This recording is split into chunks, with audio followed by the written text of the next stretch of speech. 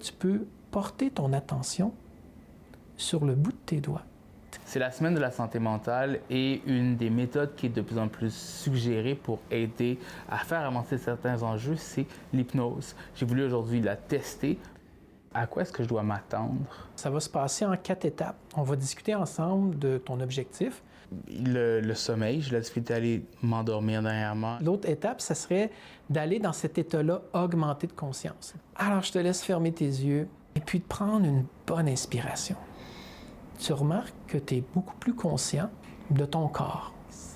À qui est-ce que vous le conseillez? Tu peux y aller justement pour améliorer la qualité du sommeil, mieux gérer ses craintes, ses peurs, augmenter la confiance en soi. Si quelque chose nous coince dans notre quotidien et qu'on voudrait quand même changer, mais qu'on n'y arrive pas, qu'est-ce que tu pourrais placer à l'intérieur de toi comme symbole qui pourrait dire à ton esprit profond, à ton inconscient, que tu veux en même temps te coucher tôt et en même temps avoir du temps pour toi?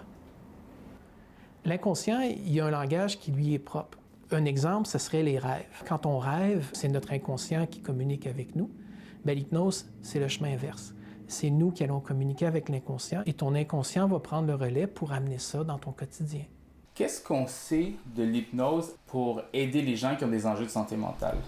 Est-ce que c'est quelque chose qui est complètement champ gauche? Une technique qui est utilisée depuis fort longtemps. Et non, c'est pas champ gauche. Au départ, c'était plus fondé vers la théorie.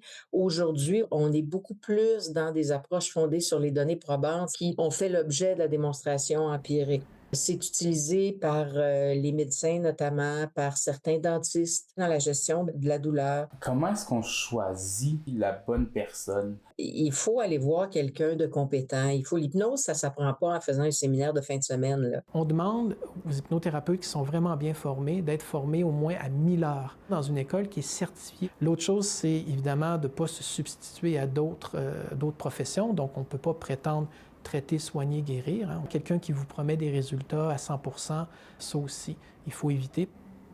Ouais, comment tu te sens? Je suis un peu dans le brouillard. Oui. Les joues, le visage, la mâchoire, tout ça tous plus lourd. C'était différent de ce que je pensais.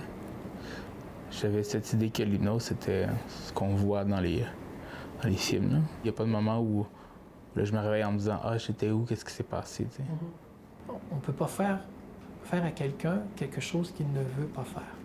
Moi, mon rôle, c'est d'être un guide.